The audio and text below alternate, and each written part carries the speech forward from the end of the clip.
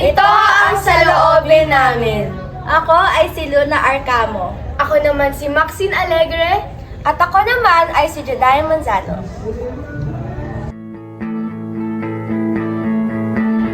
Pare-parehas lamang tayong mga tao. Mga taong pantay-pantay, walang iba, lahat ay patas. Karapatan natin ay dapat pahalagahan dahil ito ay importante para sa atin. Ihaharap sa taong nararapat upang matugunan ang kanilang kasamaan. Pagsunod ng patas, pagkakaroon ng tamang karapatan ay makakatulong sa ating kinabukasan. Determinado ang kinakailangan para sa disenteng kabuhayan. Proseso ang dinadaanan, kapalit ay kapayapaan. Ang korupsyon ay hindi mabuting paggawa at dapat ito ay iwasan ng ating bansa.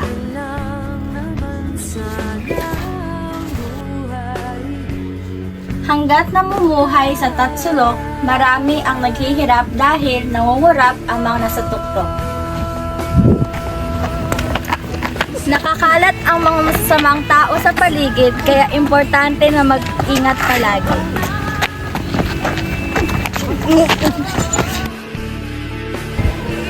Ligtas at kapayapaan ay mahalaga sa atin, kaya ito ay kakailanganin natin.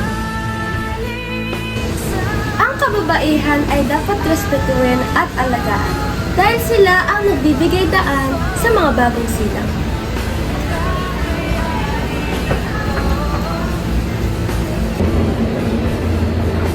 Sinusuportahan ko ang LGBTQ. Sila ay dapat mabigyan rin ng ayos na pagtrato dahil sila ay tao rin tulad natin.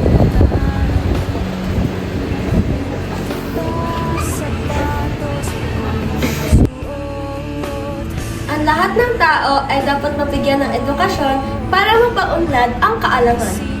Hindi tayo perpekto. Tayo ay napapagod, naiinis at nalulungkot. Pero tuloy pa rin tayong tatayo.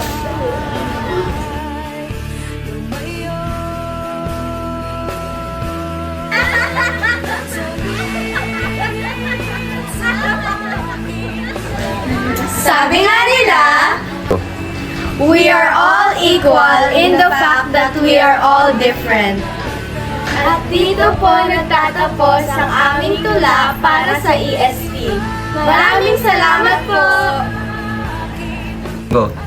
Ito ang iba, lahat ay patas.